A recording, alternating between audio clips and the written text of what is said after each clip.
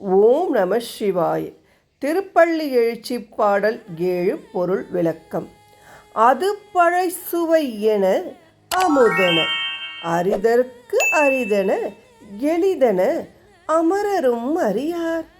இது அவன் திருவுரு, இவன் அவன் எனவே எங்களை ஆண்டு கொண்டு இங்கு எழுந்தருளும். மதுவளர் பொழில் திருவுத்தர கோசைமங்கை உள்ளாய்.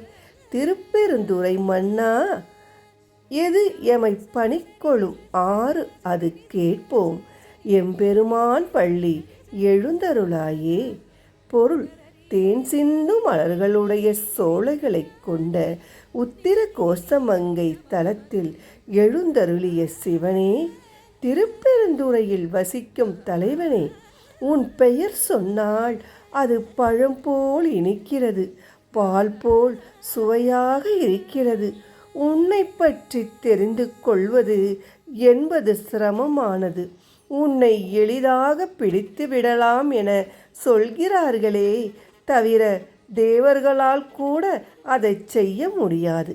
உன்னுடைய வடிவம் தான் என்ன, இவன் தான் அவனோ என்று அனுமானிக்க திணறும் தேவர்களுக்கே காட்சி தராத நீ, இதோ என் நிஜ வடிவம் இதுவே எனச் சொல்லி இதோ எங்கள் முன்னால் இருக்கிறாய். எங்களை நீ என்ன செய்ய நினைக்கிறாயோ அதை செய் என்றே உன்னிடம் கேட்போம். எம்பெருமானே, நீ எழுந்தருள்வாயாக. விளக்கம்: மிக அருமையான கருத்துடைய பாடல் இது. எது எமை பணி கொள்ளும் ஆறு அது கேட்போம் என்ற வரி மிகுந்த சிறப்பை கொண்டது. கடவுளிடம் அதை கொடு, இதை கொடு என்று கேட்டதை விட எது சரியென்று படுகிறதோ அதை செய் என்று கேட்பது மேலான கோரிக்கையல்லவா? அவனுக்கு தெரியுமே நமக்கு என்ன தர வேண்டும் என்று.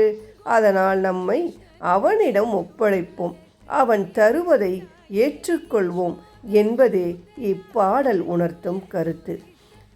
நிறைவு செய்து கொள்ளலாம். திருப்பள்ளி எழுச்சி பாடல் 8 நாளை பார்க்கலாம். நன்றி, வணக்கம். வாழ்க வளமுடன். ஓம் நம சிவாய.